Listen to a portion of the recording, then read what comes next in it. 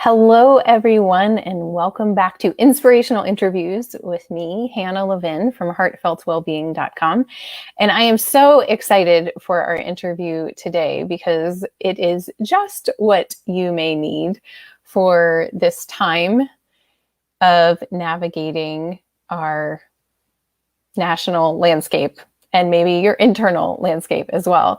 So today's guest is going to share with us about plants for emotional support and relaxation. I'm going to give a little introduction for our guest, Larabeth Guthrie, and then I'll bring her on here. Before I do that, just a couple reminders that there is yoga going on every day in this group, every morning, yoga and more. And join me. It's a great experience to just journey day by day, seeing what a yoga practice can do to support you in response and in alignment with whatever is happening in your life. So 7 a.m. Eastern time, I go live Monday through Friday for yoga. So join me for that.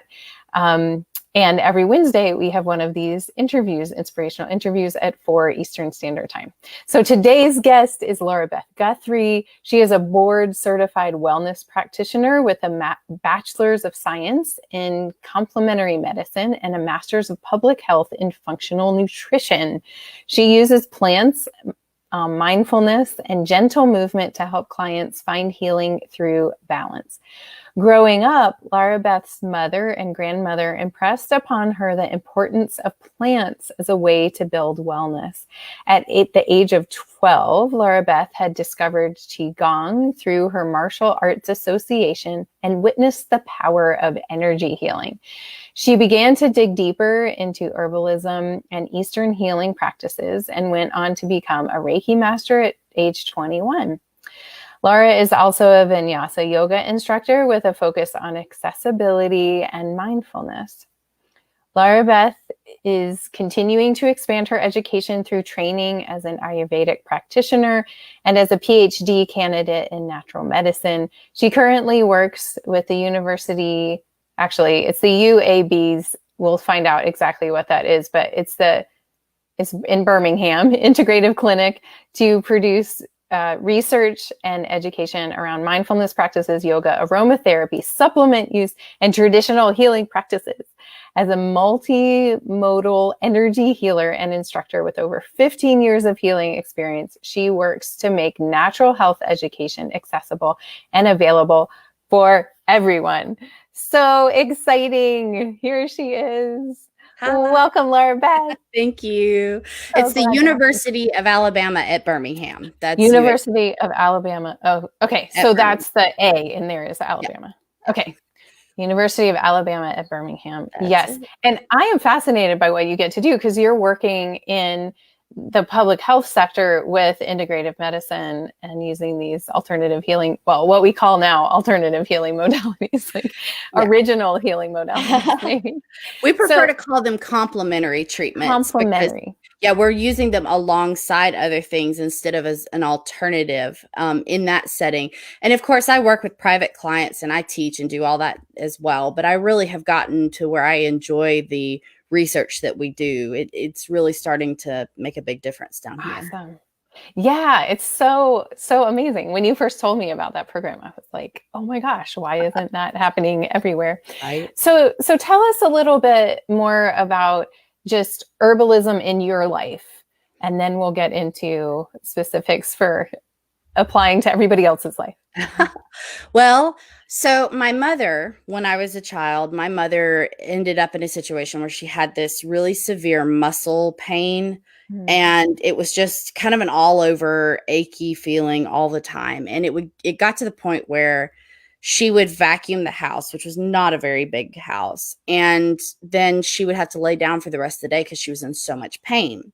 And so we already had herbs in the garden and we used some supplements and things. But after the doctors were pretty much like, good luck, we can't do anything for you, she decided that she was going to fix it. And so she went and she, of course, in Florence, Alabama in the late 1980s, like there's nobody, there's really nobody to go to. And so she went and found some books and kind of, finagled her way into creating health again for herself. So I had watched that from an early age. And then as I got older, I began to realize that, herbs were very important in many different settings. And then when I had a scenario where I was being abused, and then I was also working 911 dispatch. So there was a lot of trauma and a lot of heavy stress in my life. And I was doing some stuff, but I mean, when you're in that kind of situation, you're more in survival mode than you are really trying to, find your balance and all that. And so I ended up in a situation where the stress was so bad that I had to go to the emergency room. I had a reaction where all of a sudden I was just covered in hives, and they were afraid I was going to go into anaphylactic shock, and they never could figure out what it was. And essentially they were like, your adrenals have failed. We don't know why. Take some prednisone. Good luck. Oh my gosh. Yeah. And so that was when I really started to get back into like, how do I modulate my stress levels? Like, how do I bring balance back to my body? What can I be doing? I can't be on this prednisone for the rest of my life because it's just going to keep me messed up. And I managed to find my balance. And I have pretty much since then been like, I've got supplements all in my cabinet. I've got herbs that I grow. I have the things I can't grow here. I get them, in the dried packets from Star West Botanicals and make my teas. And it's just become a part of our everyday life here at my house because it has been such an important thing for both my mother and myself. Yeah, that's awesome. And really a great illustration. A lot of us that end up in the healing world are here because we're wounded healers, right? We had to heal ourselves before we could recognize our gifts to help others heal. And such a great illustration of that in your story for sure. So let's get into some of the plants that might be really helpful for us right now in this exact moment. What are the like top few plants that like, you're like, okay, we're dealing with this crazy time in the world? So this is kind of an interesting thing because there are so many options here that it makes it really hard for us to say, we've got 30 minutes and let's talk about it in a way that. So one of the big groups is called nervines. That's spelled Nervines, nervines. And they are essentially a group of herbs that help to support the nervous system. So when somebody is under too much stress, and you'll notice, like, if you've ever been under that level of stress, like you're jumpy as if you haven't had enough sleep. Somebody comes up, they startle you, you jump out of your skin versus normally you just be like, oh no. And so that's when the nervines can come in handy. Lemon balm, valerian, chamomile, lavender, all these different herbs can be very, very helpful. And you find a lot of them in relaxing teas. So this doesn't have to be something where you have to go and buy everything individually and try to blend it together into some form that you like.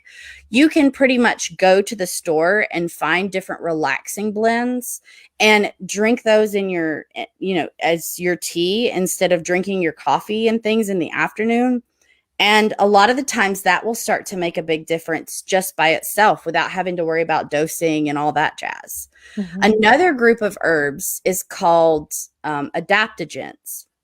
And you and I were talking about this before we got started. Mm-hmm. Ashwagandha is my absolute hands down favorite adaptogen for people to be using. And there's good ashwagandha supplements everywhere now. You can get it and put it into a tea, but it's kind of got a heavier flavor. So yeah.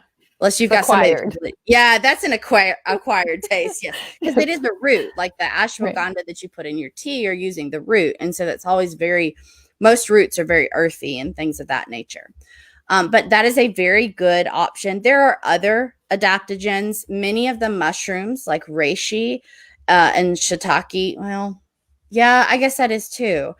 Many of the mushrooms are adaptogens. And so you can use those in a lot of situations. Cordyceps is one that I see a lot of the times. Reishi and cordyceps are the two that are kind of like the big front runners. And one way that I like to use those is to get powder So if you have a good source of where you can go get some of these mushrooms in a powdered form and add them to hot chocolate, so just some cocoa and some of the mushroom powder, and then usually some stevia or something to kind of sweeten it a little bit. Again, a little bit of an acquired taste, but at the same time, it's not horrible, and you'll get used to it really fast and be like, "Oh yeah, okay, I see why people drink this." And then there's kind of a need to get good sleep.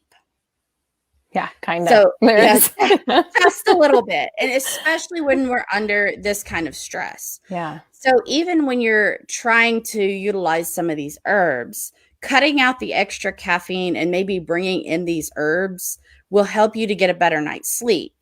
So there's all these different pieces that kind of come together. And then, of course, we could talk about essential oils. It's one of those things I could jabber all day. Right. And then there's the movement and Oh, meditation piece and right. exactly. So many things. Well, let's stay focused on plants for now. And I also want to just pause and say, if you're watching this, we've got a little crew here live. Feel free to type in questions that you have for Larabeth, and we can get her to answer your questions. So let's go back to the nervines. And so you mentioned mostly tea. Yes. So is that what you think in general is a great way for people to interact with those herbs versus tinctures or capsules or what other ways could they take them? So for those of you who aren't aware, tinctures are an alcoholic extraction. A lot of the times, if you're doing it at home, you might put your herbs into like a brandy to extract the constituents. And then you just take a small amount. You don't drink it as if you were drinking a cup of tea because it's a highly concentrated extraction. Actually, I have a Brahmi tincture right here. There you go.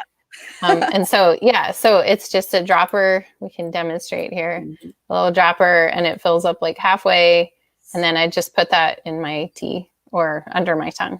Yep. And that's my dose. Exactly. So it's a little more concentrated. And then you have like your glycerites that you can do that are a sweet version that don't have alcohol in them. And it doesn't mess with your blood sugar because it's the sweet part of fat. And without getting too in depth on that, a lot of the times with nervines, tinctures can be good because they taste good. But then you kind of have the dosing thing. And that's why a lot of the times when I'm encouraging people to try this stuff for the first time before they're working with somebody, really using a tea is a very safe, very gentle way to introduce this kind of stuff to your body. Tinctures usually work really well as well, but a lot of the times I like to encourage people to start with teas just to get a feel for the different tastes and a feel for the actions on their body. Because if you go straight to a tincture and something causes you to nap all afternoon, then you may be like, that's too hard on my body. So, and then, of course, you can do capsules as well. If you prefer something like a supplement, you can do that. Then you don't get the taste. So some people, if they don't like the taste of things, then you can use the capsule. But then your dosage is just what's in that capsule. You can't play with it. You can't say, I'm going to have 2 cups of tea or I'm going to have half a cup. Or in the case of tinctures, you can do it with drops or, however. With capsule, you just get what you get. Yeah. So that's why I start with teas a lot of the time. Yeah, that's great. And so talk to us about a little bit more of the intricacies of some of the herbs that you mentioned, chamomile, lemon balm, lavender. Yeah. What are each of them kind of geared towards, or how do you know which ones to steer towards for what's coming up for you? So for people who are just getting started, I encourage you to find stuff based on taste.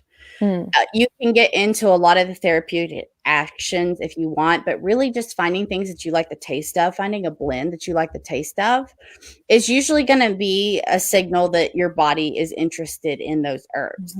So lemon balm is one of my favorite. Of course, the name lemon balm comes from the fact it has a very fruity kind of lemony scent to it. And it also has a bit of a lemony taste in a tea. Lemon balm is one of these things that I like to use at bedtime because it's very, very calming. but I don't necessarily have to immediately go fall asleep from it. Some things there, like skullcap, I mentioned skullcap earlier, that is something that will knock you out pretty quick. Lemon balm, on the other hand, it's like after dinner, kind of winding down. I've got a few more hours. I'm going to sip on it till bedtime. And of course, again, I love the taste. For those of you who are into essential oils, sometimes you'll see an essential oil called Melissa. It's the same plant. The Latin name is Melissa officinalis. So if you see that, you've smelled that, that's the smell of lemon balm. Also, for where I am, it grows very, very rapidly. It's almost like a weed here. In Alabama is where I'm at. I'm in the 7A, 7B category for the USD. For those of you who are gardeners, you know what I'm talking about. And so we have just a ton of it. So we get to use it a lot. Valerian is a very, very good one for helping people go to sleep at night. But it is definitely a go to sleep kind of like skullcap. And it smells gross to most people. So when you smell valerian, to me, it smells soured. And most people will tell you it has kind of a sour smell to it. So normally you'll find it in a blend with some other stuff, maybe some peppermint or something that will kind of cover it up and not make it as strong. Chamomile is another one that I like to do in a blend if I'm going to have like an afternoon tea that somebody's just trying to keep their body kind of relaxed throughout the day. You'll see it a lot in sleepy time teas, but it's like lemon balm. It doesn't necessarily knock you out, make you want to go to sleep. And lavender is kind of similar. So lavender essential oil, which is different than just the herb. It's a very highly concentrated form, but the essential oil has been studied for its ability to relax people who maybe don't want to have to go on the really heavy hitting like lorazepam and things of that nature. So the lavender herb, which again is a little bit different from what they've studied, but the lavender herb is very, very calming and relaxing. And so a lot of the times you'll see like lemon balm, chamomile, and lavender in kind of a combination together. And so a lot of those are kind of interchangeable. A lot of those you can use based on what you like the taste of and what you like the smell of. Because our bodies are a little bit different. Everybody's body is slightly different. I know people that like valerian. They think it smells good, it tastes good, and that's just not something that works for me. And, of course, I'm sure you guys have heard Hannah talk about in Ayurveda, we have different energies that our bodies may lean more towards certain body types and things of that nature. And that's where some of these herbs that might be kind of interchangeable, that's why some people like certain ones and don't like others. So go with if you're just trying to kind of get a feel for it, go for the tastes that you like, go for the smells that you like, and work from there to get yourself a blend that you're pretty crazy about. Yeah. Awesome. I love that. Like taking the guidance internally versus externally and really being like, does this appeal to me? Right. Like also the tongue, in Ayurveda, we talk about the tongue being the head of the snake of the digestive tract. And it's a gatekeeper. Right. So if something hits the tongue and you're like, right, yeah, it might not be what needs to be coming in your body at the moment. But if it hits your tongue and you're like, oh, yeah. And it might not even be that it tastes good to you, but it feels nourishing to you. Yes. Right. There's some part of your body that's like, yes, please bring that in, Yes. And that makes it so helpful to really tune into that like internal gatekeeper instead of the Larabeth said that I need to take this. Exactly. And one last thing on that before we move on to the next part. If you have never tasted natural things before, don't immediately go, well, I hate all of it. Therefore, try things 3 or 4 times. It's just like when you try food from another country and it has spices in it that you're not accustomed to. A lot of the times, the first time your brain is going to go, this is different, therefore it must be dangerous. Right. And we have to try it 2 or 3 times to get past that initial protection that our brain has. And we have to say, thank you, brain, for keeping us protected, but we're going to try this again. So if you get a couple of different teas to try, then don't immediately assume that because the first time you taste it, you recoil a little bit, that it means you should dislike it. You got to try it 2 or 3 times to really Good know. point. Good point. Yes. Yeah. And in Ayurveda, we have the saying that like increases like. So if we're used to eating a lot of a certain taste, a lot of us do this with sweet taste. If we're used to eating a lot of sweet taste, then we're going to crave sweet taste. And when we taste things that don't have sweet in them, we're going to reject them. But it just means that we haven't diversified our palate enough. Mhm. And we actually need a very well diversified palate to be healthy, to have all of the 6 tastes in our diet. I also want to just put a little caveat out there for purchase teas. You had mentioned like you can just, go, and there's some amazing tea companies out there that make really great teas. I do just want to put a little caveat out there. If you have high blood pressure, licorice is used as a sweetener in a lot of teas, and it can elevate your blood pressure. So just know that. I've had several clients that have needed to look at the licorice. Some people aren't affected by it, and some people are like, why is my blood pressure higher? And then they look at their teas, and licorice is an ingredient. And this is different than the candy licorice. This is the plant licorice, but it's sweet. It's a sweet taste. And it's a demulcent, so it's helpful when there's issues of dryness, but it's also can be elevating to the blood pressure. Do you want to say something about that? Yeah, I do.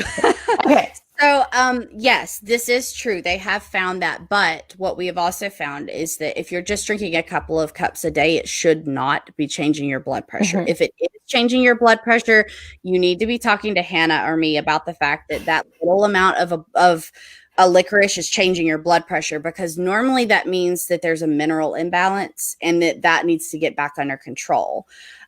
So just be aware that, like, if you are concerned about it, you can try 1 or 2 cups a day. Just don't be drinking like 7 or 8 cups, because the research suggests that it's when you drink like a ton of it that it's where it really becomes a problem for people.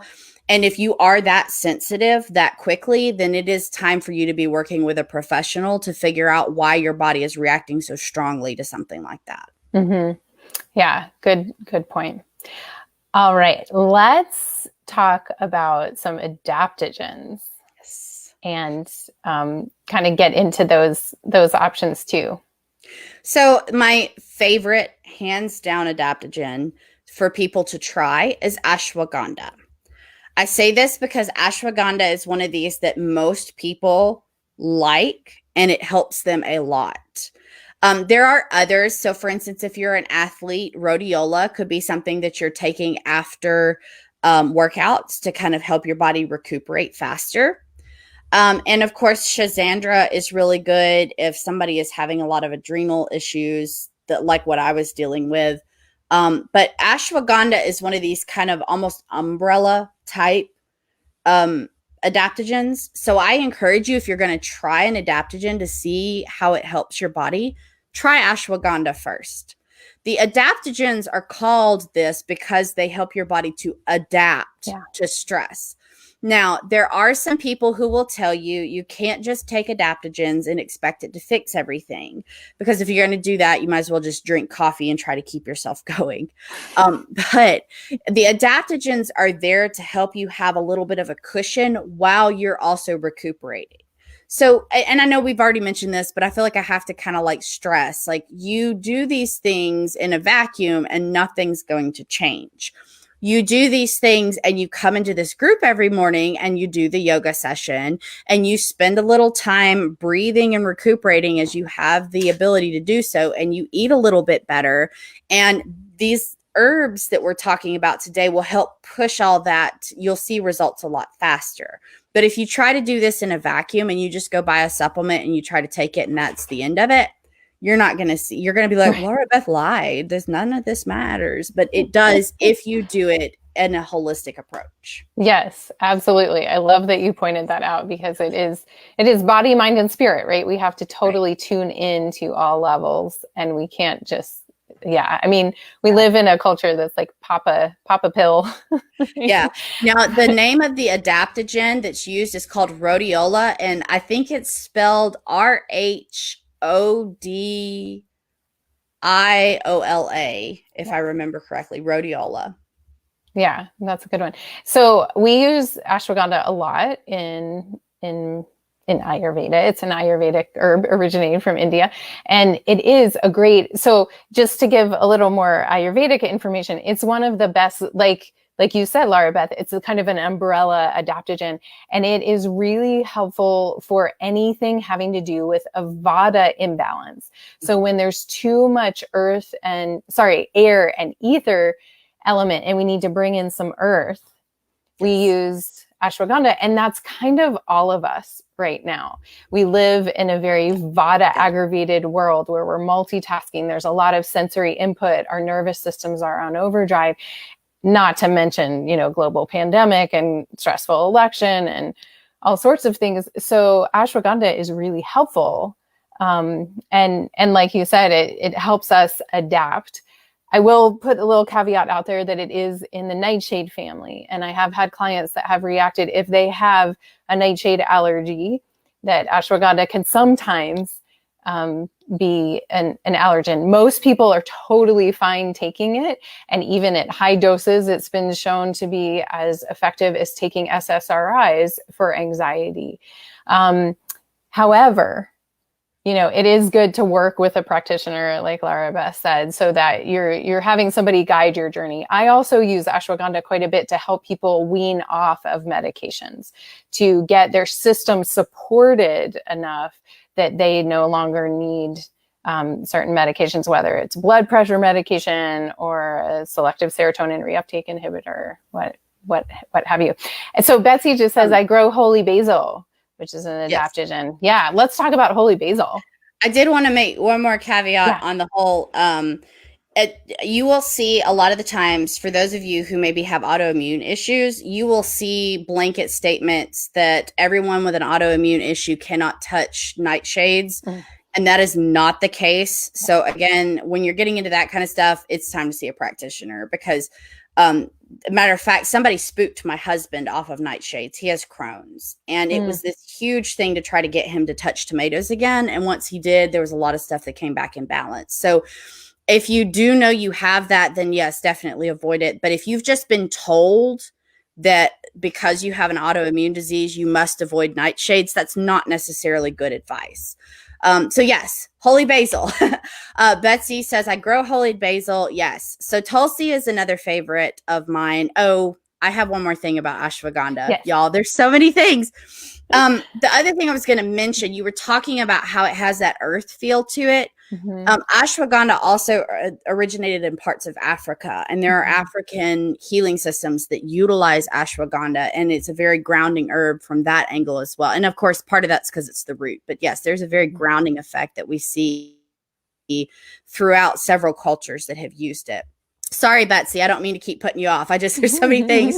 But yes, I love holy basil. I like having holy basil in a tea.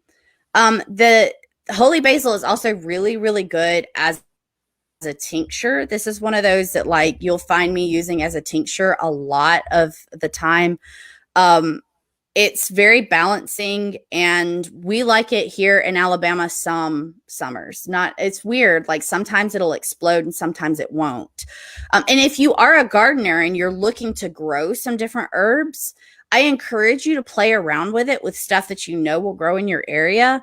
And even if it doesn't grow really well one year, it may grow well another year. And we see that, for instance, my lemon balm this year, even though it's always grown really well, it is literally propagated across my garden. I have had 6 or 7 little clumps pop up this year, and it makes sense with what we've got going on. Right. We need it. So yeah, at the risk of sounding super woo-woo here, there are times where it's almost like I don't know if it's the weather or the energy patterns or the Schumann resonance. I don't know what it is, but plants seem to be able to kind of recognize when they need to be more fruitful. Absolutely. And there are times where we have certain herbs, when my rosemary gets really big, I know okay, something's coming. I'm going to need this to be able to keep myself focused and grounded.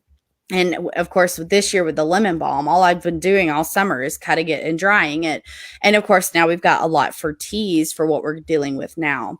So when you have something like holy basil that grows really well for you, Betsy, like use that to your heart's desire. If you find something that grows well specifically for you, even if nobody else around you can grow it, that's probably one of your, allies, one of the plants that you probably need on a regular basis. Yeah.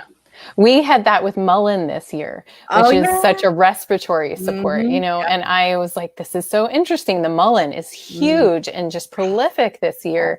And here we are having a pandemic that at least initially was a respiratory issue. It seems to be mutating. But but the other piece to that is that the respiratory system in traditional Chinese medicine, which I know is kind of coming out of scope here, but in traditional Chinese medicine, the respiratory system is where we hold our grief. Right.